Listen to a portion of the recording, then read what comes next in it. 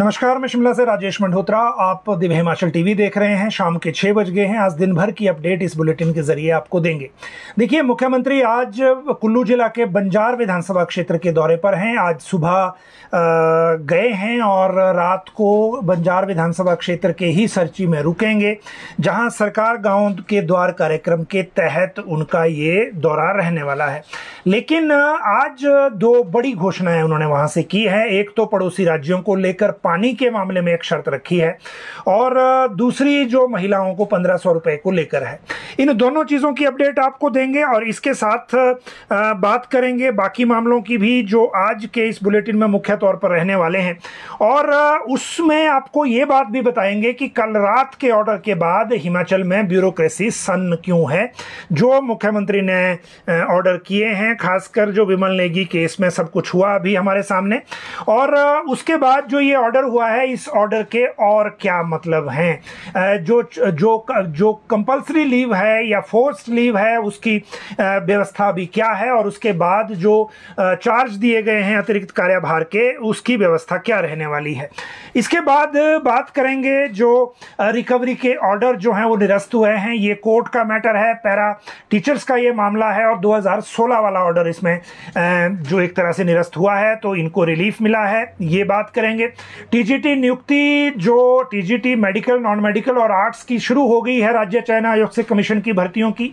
हमने आपको इससे पहले एडवांस में बता दिया था कि इस बारे में प्रक्रिया लगभग कंप्लीट होने वाली है, और ये प्रक्रिया जब कंप्लीट हो गई तो अब इसमें कुछ शर्तें बदली गई हैं, और चाहे फीस की बात हो, चाहे एज लिमिट की बात हो, सारी जो आपकी क्वेरीज हैं जिसको लेकर कुछ अभ्यर्थी आज सचिवालय भी आए थे और उन्होंने बात की है, अपना पक्ष रखा है, खासकर जिनकी बीएड कंप्लीट नहीं है, इन सारे मसलों को आज लेंगे।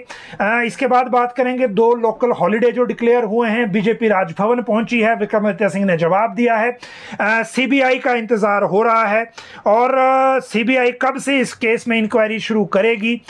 इसके बाद शिक्षक युक्तिकरण, लेक्चरर संघ के नए अध्यक्ष शिक्षा मंत्री से मिले हैं। शिक्षक युक्तिकरण में क्या विवाद है, इंटर डिस्ट्रिक्ट ट्रांसफर की बात करेंगे, और जो इसके साथ मामला है करुणामूलक की आय सीमा का, उसकी भी बात करेंगे, क्योंकि ऐसा लगा है कि जो कैबिनेट सब कमेटी है उसने कुछ रिलीफ इनको दिया है, लेकिन अंतिम फैसला कब होगा उसका इंतजार है।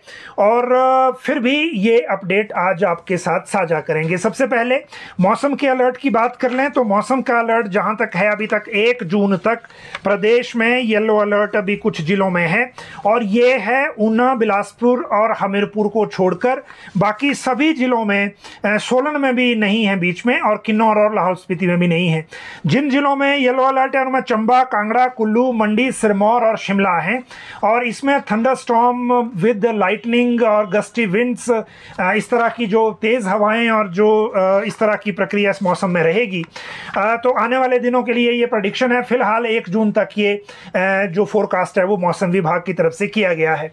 एचपीयू एंट्रेंस की बात करें तो आज जिन्होंने एक नोटिस इशू किया है कंट्रोलर ऑफ एग्जामिनेशन ने, एचपी यूनिवर्सिटी ने जो एग्जामिनेशन है, एंट्रेंस एग्जामिनेशन है एडमिशन के लिए post graduate degree, diploma courses, BTech, BA, LLB honours और बाकी जो सेमेस्टर हैं उनके लिए 12/6/2025 यानी कि 12 जून 2025 से शुरू हो जाएंगे। इनकी जो डेट शीट्स है वो आगे अवेलेबल होगी। ये बेसिकली एग्जामिनेशन ऑफ ऑल, ये एंट्रेंस नहीं है, ये नॉर्मल जो एग्ज़ाम है उसकी बात है। आप एटलीस्ट एंट्रेंस इसमें से इग्नोर करें, ये नॉर्मल एग्ज़ाम की बात है। और 30 जून 2025 से वेबसाइट पर ये आपको शेड्यूल भी अलग से मिल जाएगा।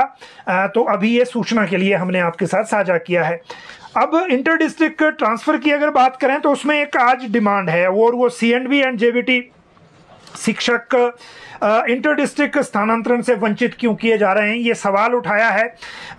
अभी इस बारे में ये मनोज मनोज शैल हैं, ये प्रदेशाध्यक्ष राजकीय संस्कृत शिक्षक परिषद के और प्रदेश महासचिव हैं डॉक्टर अमित शर्मा। इन्होंने ये सवाल उठाया है कि जब ये नियमों में व्यवस्था है तो जो इंटर डिस्ट्रिक्ट ट्रांसफ़र है वो क्यों अलाउ नहीं की जा रही है। रूल्स में व्यवस्था होने के बावजूद सरकार इसको जल्दी अलाउ करे ताकि जो दूर दराज के क्षेत्रों में लोग फंसे हुए हैं उनको जो है इसमें रिलीफ मिल सके। ये एक डिमांड की तरह आया है आज मसला, इसलिए हमने आपके साथ साझा किया। करुणामूलक के मामलों में आय सीमा में चेंज का लग रहा है संभावना, क्योंकि जो कैबिनेट सब कमेटी है रोहित ठाकुर की अध्यक्षता वाली, जो शिक्षा मंत्री हैं, इन्होंने जो ये एसोसिएशन है इन्होंने दावा किया है कि जो पहले 2.5 लाख रुपए की आय सीमा थी इसको कैबिनेट सब कमेटी बढ़ाकर 3 लाख करने जा रही है, और जो एक सदस्य की सालाना आय 62,500 की शर्त बीच में थी उसको हटाया जा रहा है ताकि इनकम लिमिट फ्लैट 3 लाख ही होगी। लेकिन जो करुणामूलक संघ के जो लोग हैं इनकी डिमांड ये है कि इन नए नियमों को जल्दी सरकार अपना ले, सिफारिशों को जल्दी अपनाए, और जो केस रिजेक्ट भी हो चुके हैं पुरानी पॉलिसी के तहत जो 22 अगस्त 2022 को जारी हुई थी उस नोटिफिकेशन को रद्द करें, और जो केस रिजेक्ट भी हुए थे उनको दोबारा से कंसिडर करने के लिए दोबारा से लिया जाए। तो ये करुणामूलक को लेकर जो मामला था ये उसकी बात है। अब बात करते हैं एम्बुलेंस कर्मचारियों की हड़ताल की। देखिए, जो 108 और 102 के तहत एम्बुलेंस चल रही है उसके जो कर्मचारी हैं वो हड़ताल पर हैं। पिछली शाम को भी ये इसी तरह की दिक्कत थी। शिमला में जिन अस्पतालों के पास इस तरह की एम्बुलेंस है वो हॉस्पिटल के जो ड्राइवर हैं वो उनको रन कर रहे हैं इमरजेंसी की सूरत में, लेकिन जो 108 के ड्राइवर हैं वो इनको ऑपरेट नहीं कर रहे क्योंकि वो हड़ताल पर हैं। आज जो है इन्होंने वहाँ एनएचएम कार्यालय के बाहर धरना भी दिया है, वहाँ सीटू के लोग भी इनके साथ थे, और जो इनकी एसोसिएशन के प्रधान हैं पूर्णचंद, उन्होंने ये कहा है कि जो इनके जो मांगे हैं जब तक वो पूरी नहीं होती तब तक ये गाड़ियाँ खड़ी रहेंगी, और जिम्मेदार अधिकारियों के ऊपर जो प्रदेश सरकार जो है वो कार्रवाई करे, क्योंकि उनके ऊपर तो एस्मा लगाने की बात करते हैं लेकिन जिन अफसरों ने उनको लेकर फैसला लेना है वो पिछले 3 साल से जांच उपकरण भी उपलब्ध नहीं करवाए गए हैं, लोगों की जान से खिलवाड़ हो रहा है, वेतन बढ़ोतरी का मामला पेंडिंग है, इस तरह की कई बातें इन्होंने अपने इस डिमांड में कही हैं। लेकिन हड़ताल की प्रक्रिया भी उसी तरह से चल रही है। स्कूल लेक्चरर एसोसिएशन के नए चुनाव हुए और इस चुनाव में अजय नेगी को प्रधान चुना गया प्रदेश का।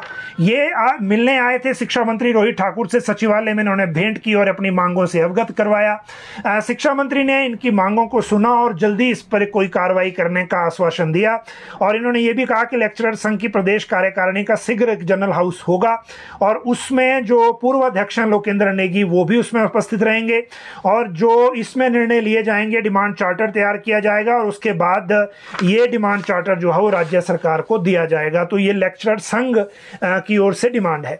शिक्षक युक्तिकरण का जो विवाद है उसमें जो आज हिमाचल प्रदेश शिक्षक महासंघ ने एक अपील की है राज्य सरकार से, और ये कहा है कि टीजीटी की जो युक्तिकरण की प्रक्रिया है उसको तर्कसंगत बनाया जाए, क्योंकि अभी जो ये प्रक्रिया है ये जो है 2003 की एक चिट्ठी है, कोई 22 साल पुराने जो नियम हैं उनको थोप कर की जा रही है, जिसमें जो एक नियम था कि 60 साल से अधिक अगर विद्यार्थी हैं तो एक नया सेशन बनेगा, अगर इससे कम है तो जो अगली पोस्ट है टीजीटी को सरप्लस मानी जाएगी और वो उस स्कूल से खत्म कर दी जाएगी ट्रांसफर के साथ। तो इस व्यवस्था को ना किया जाए। 2003 के नियमों के आधार पर युक्तिकरण करना ठीक नहीं है, और राज्य सरकार अगर ऐसा करेगी तो हिमाचल शिक्षक महासंघ इसका विरोध करेगा, ये बात इन्होंने कही है। अगली बात जो है वो है सीबीआई जांच की, और सीबीआई जांच के लिए आज भी जो टीम है इनकी जो एसआईटी बनाई गई है दिल्ली में एफआईआर के बाद, डीएसपी सीबीआई जो ब्रिजेंद्र प्रसाद सिंह सीबीआई के इंस्पेक्टर हैं, इसमें प्रदीप कुमार सब इंस्पेक्टर नीलेश सिंह, इन्होंने आज अभी तक जब तक हम बुलेटिन कर रहे हैं तब तक कोई रिकॉर्ड अभी तक नहीं लिया था यहाँ से इनसे पुलिस से, और पुलिस जो है वो रिकॉर्ड देने को लेकर रेडी है, उन्होंने उसको उसी तरह से समराइज कर दिया है, लेकिन अब इन्होंने लिया नहीं है। इंतज़ार हो रहा है सीबीआई का, उसके बाद अगली प्रक्रिया चलेगी। सीबीआई ने दिल्ली में इस बारे में एफआईआर दर्ज कर रखी है, एफआईआर दर्ज करने के बाद अगली प्रक्रिया शुरू होने का इंतजार है। लेकिन आज बीजेपी द्वारा से राजभवन पहुंच गई, और बीजेपी ने आज अलग अलग जो इनके देखिए आज जो राजभवन गए हैं तो उसमें नेता प्रतिपक्ष और डॉक्टर राजीव बिंदल का नाम तो पहले पता था, जयराम ठाकुर और बिंदल का, लेकिन जो प्रदेश प्रभारी हैं श्रीकांत शर्मा वो भी थे, जो राज्यसभा सांसद हैं हर्ष महाजन हैं, फिर डॉक्टर सिकंदर कुमार हैं, फिर लोकसभा सांसद हैं सुरेश कुमार, वो ये सब थे। तो ये विधायक दल और जो बाकी हैं लोग वो सब थे। इन्होंने ज्ञापन दिया राज्यपाल को और उसमें एक बात ये भी कही गई कि जो पुलिस अधीक्षक शिमला द्वारा उच्चाधिकारियों पर जो आरोप लगाए गए हैं, हालांकि राज्य सरकार ने अब कार्रवाई कर दी, लेकिन इन आरोपों की जांच भी सीबीआई को दी जाए।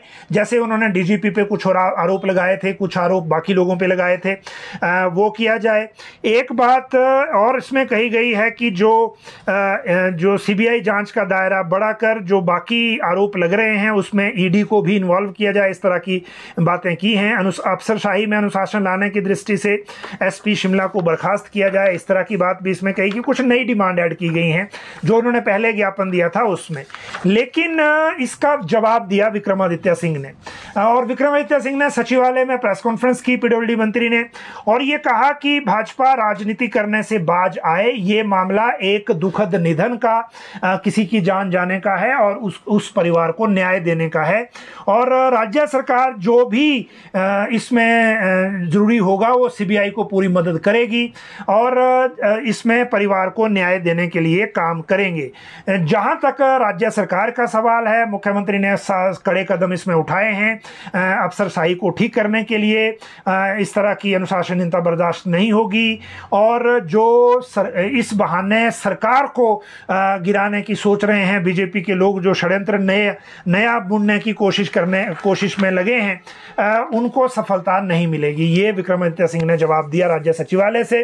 और इसके बाद बात करेंगे 2 लोकल हॉलिडे की, और ये हॉलिडे की बात मैं इसलिए कर रहा हूं क्योंकि आज इसके बारे में एक नोटिफिकेशन हुई है। हालांकि हॉलिडे जो है ये केवल शिमला जिला के लिए ही है, चीफ सेक्रेटरी ऑफ नहीं, शिमला जिला के लिए नहीं है। इसमें क्या हुआ है कि with in municipal limit Shimla जो एम्प्लॉइज़ यहाँ काम कर रहे हैं निगम बोर्डों में, सरकारी कार्यालयों में, एजुकेशन इंस्टीट्यूशन में, शिमला समर फेस्टिवल के लिए 5 जून थर्सडे को लोकल हॉलिडे होगा, और दूसरा गोवर्धन पूजा 22 अक्टूबर वेडनेसडे को भी लोकल हॉलिडे होगा।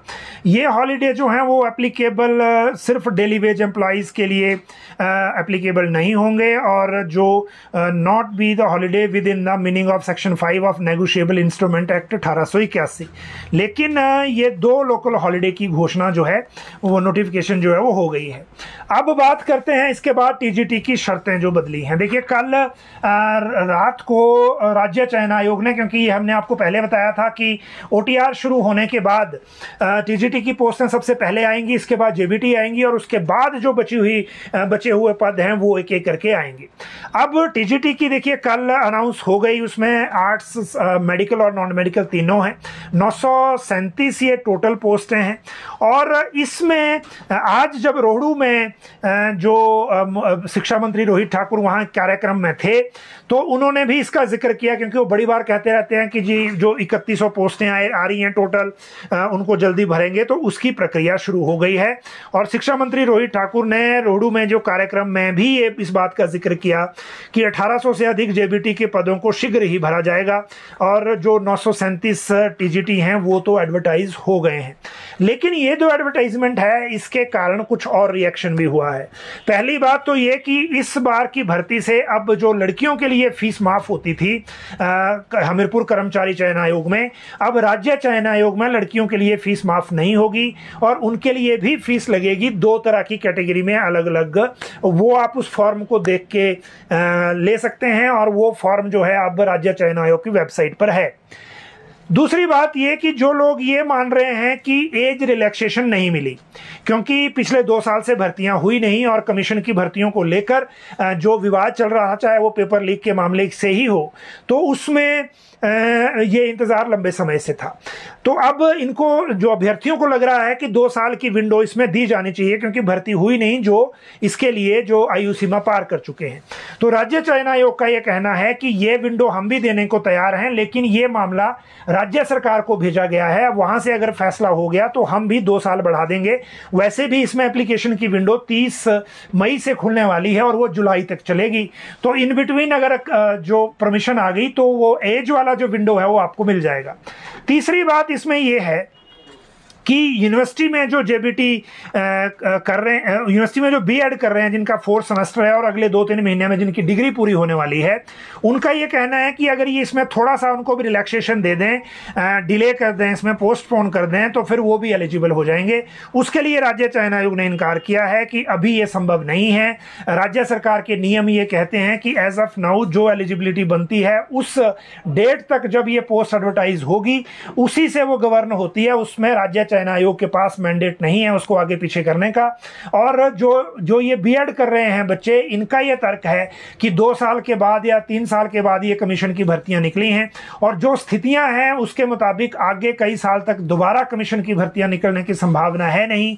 और बैच वाइज में आपको पता है अभी बैच कब के चले हुए हैं, क्योंकि यहाँ तो हिमाचल में तो हाल ये है टीजीटी में कि कई बार किसी कैटेगरी में तो जो अपॉइंट होते हैं वो रेगुलर होने से पहले ही रिटायर भी हो जाते हैं। तो ये सिचुएशन तो अभी है ही। तो उनकी डिमांड थी, डिमांड के अनुसार हमने राज्य चयन आयोग से बात की, राज्य सरकार से ये बात करें और वो अगर कुछ इसमें अमेंड करना चाहें या इनको कोई रिलीफ देना चाहें तो फिर वो उस तरह से हो सकता है। रिकवरी के ऑर्डर निरस्त हो गए हैं। ये पैरा टीचर्स का मामला है और पैरा टीचर्स का मामला ट्रिब्यूनल से लेकर ये चल रहा था। 2016 में इनकी जो फिक्सेशन थी उसको रिवर्ट किया गया था और उसके बाद क्योंकि पहले जो इनकी फिक्सेशन 10,300 प्लस 4200 पे थी, फिर 12,090 प्लस 4200 पे कर दी।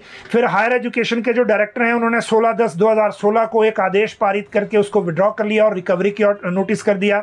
ट्रिब्यूनल के बाद ये हाई कोर्ट आया मामला और हाई कोर्ट ने 16/10/2016 के आदेशों को अवैध घोषित किया है। ऐसा जो एसोसिएशन है ये केस लड़ रही थी उनका ये दावा है। हालांकि अभी ऑर्डर आने का इंतजार है, जैसे ही ऑर्डर आएगा उसके बाद हम इसकी अपडेट आपको आगे वैसे भी देंगे। लेकिन अभी तक जो सूचना हमारे पास थी उसके मुताबिक यही अपडेट है और इस कारण इनको इस मामले में रिलीफ मिला है।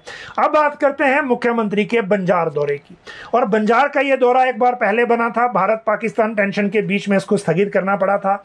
आज सुबह मुख्यमंत्री यहां से गए और वहां जाने के बाद जो सबसे बड़ी जो घोषणा है वो तो पंजाब हरियाणा के जो पड़ोसी राज्य हैं उनको लेकर, इवन राजस्थान भी, उनको लेकर एक धाकड़ फैसला है। और ये फैसला इसलिए मैं कहूंगा क्योंकि इसमें एक स्टैंड लिया गया है बीबीएमबी के एरियर से जोड़ते हुए।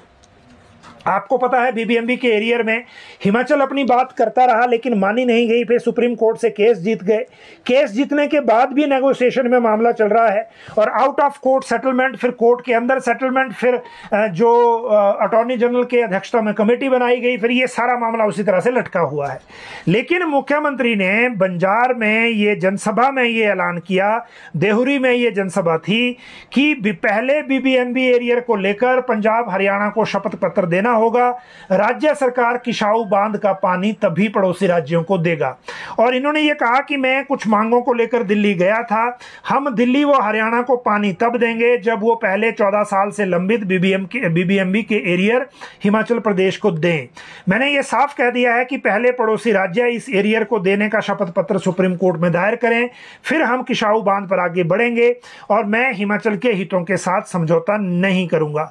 दरअसल मुख्यमंत्री सरकार गांव के द्वार कार्यक्रम के तहत बंजार विधानसभा क्षेत्र में गए हैं। उन्होंने बंजार में Rajiv Gandhi day boarding school और मिल्क प्रोसेसिंग प्लांट खोलने की घोषणा की। साथ में बंजार विधानसभा क्षेत्र में करीब 78 करोड़ रुपए की 19 परियोजनाओं के लोकार्पण और शिलान्यास किया। लेकिन इसके साथ साथ जो महिलाओं को 1500 रुपए देने की बात है, तो बंजार डेवलपमेंट ब्लॉक के तहत 18 से 59 वर्ष की जितनी भी महिलाएं हैं उनको इंदिरा गांधी प्यारी बहना सुख निधि योजना के तहत अप्रैल 2025 से जून 2025 तक 3 महीने के 4500 रुपए प्रति लाभार्थी के बचत खातों में 1,71,00,000 रुपए की राशि ट्रांसफर कर इसका शुभारंभ वहां किया। लेकिन एक सवाल जो ये बार बार बीच में आता भी है वो ये कि बाकियों को कब मिलेगा। तो मुख्यमंत्री ने कहा कि बंजार विधानसभा क्षेत्र के पहले चरण में 2238 महिलाओं को पेंशन दी जा रही है। आने वाले दिनों में सभी पात्र महिलाओं को ये राशि मिल जाएगी। ऐसा इसमें अनाउंसमेंट के दौरान कहा गया। तो बंजार दौरे के साथ अब बात करते हैं मुख्यमंत्री के एक उस एक्शन से जो कल रात को हुआ, जिसके कारण हिमाचल में ब्यूरोक्रेसी एक तरह से सन्न की स्थिति में है। और उसकी वजह यह है कि जो विमल नेगी केस में हाई कोर्ट में सरकार की फजीहत हुई, अलग अलग एफिडेविट दायर करने के बाद उसमें 3 अधिकारियों पर यह कार्रवाई हुई, जिसमें अतिरिक्त मुख्य सचिव ओंकार शर्मा, डीजीपी डॉक्टर अतुल वर्मा और जो एसपी शिमला संजीव गांधी शामिल थे। तीनों में अलग अलग इशू था। संजीव गांधी ने प्रेस वार्ता करके सभी लोगों पर आरोप लगा दिए। उसमें कॉन्स्टिट्यूशनल पोस्ट यानी कि गवर्नर हाउस से लेकर डीजीपी थे, उसमें बाकी लोग थे, कईयों पर आरोप लगा दिए और वो भी ऑन कैमरा सारी चीजें हुई। दूसरी तरफ थे एसीएस ओंकार शर्मा, जिन्होंने इंक्वायरी अलग से करने के बाद इंक्वायरी रिपोर्ट दी। इंक्वायरी रिपोर्ट को जब रिविजिट करने के लिए कहा तो वो 15 दिन का टाइम देने के बावजूद 1 दिन में वापस कर दी। और जब राज्य सरकार ने एडवोकेट जनरल से वेट करने को कहा उनके एफिडेविट को, तो बिना वेट किए उन्होंने फिर, क्योंकि जब वेट नहीं किया गया उन नई प्रक्रिया और नई परिस्थितियों के अनुसार, तो फिर उन्होंने उसको अपने बिहाफ पर अलग से हाई कोर्ट में सबमिट किया। तीसरा पक्ष था डीजीपी का, जिन्होंने भी हाई कोर्ट में इंडिविजुअल एफिडेविट दे दिया, बंद लिफाफे में दिया, और उसमें भी जो वेटिंग है एडवोकेट जनरल ऑफिस के माध्यम से नहीं हुई। तो तीनों के रिप्लाई अलग अलग होने से जो फजीयत हुई, उसके बाद मामला सीबीआई को गया। एक एक्शन करते तो फिर दूसरे पे होना जरूरी था। अब पहले ये बात कर लेते हैं कि कैसे कैसे एक्शन हुआ।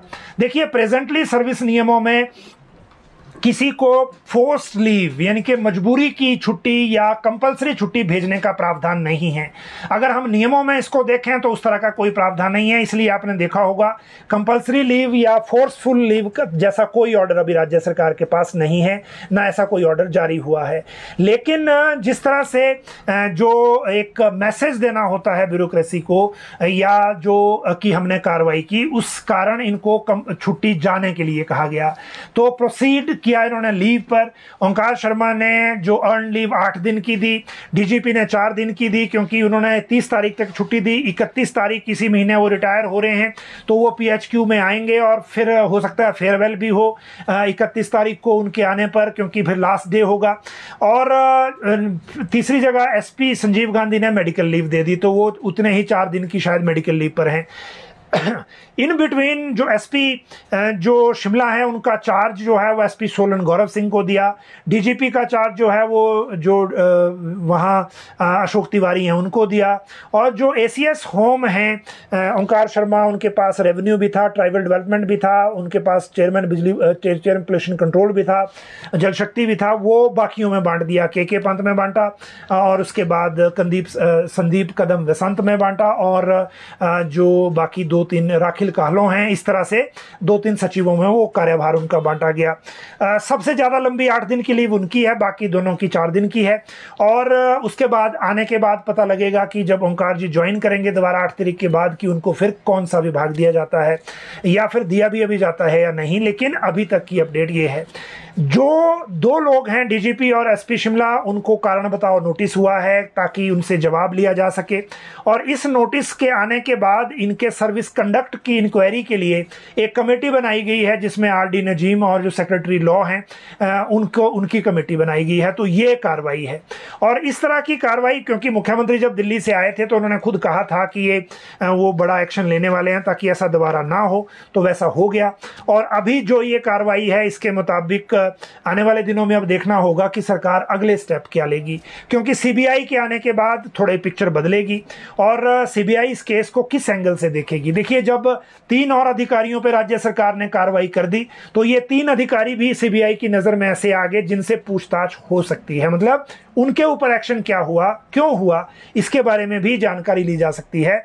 और इन अधिकारियों पर जो एक्शन हुआ, ये खबर भी एक तरह से नेशनली रिपोर्ट हुई है। तो दिल्ली में एफआईआर के कारण सीबीआई को इस घटना पर भी देखना है कि जब ऐसा करना पड़ रहा है तो ये मामला कितना गंभीर है।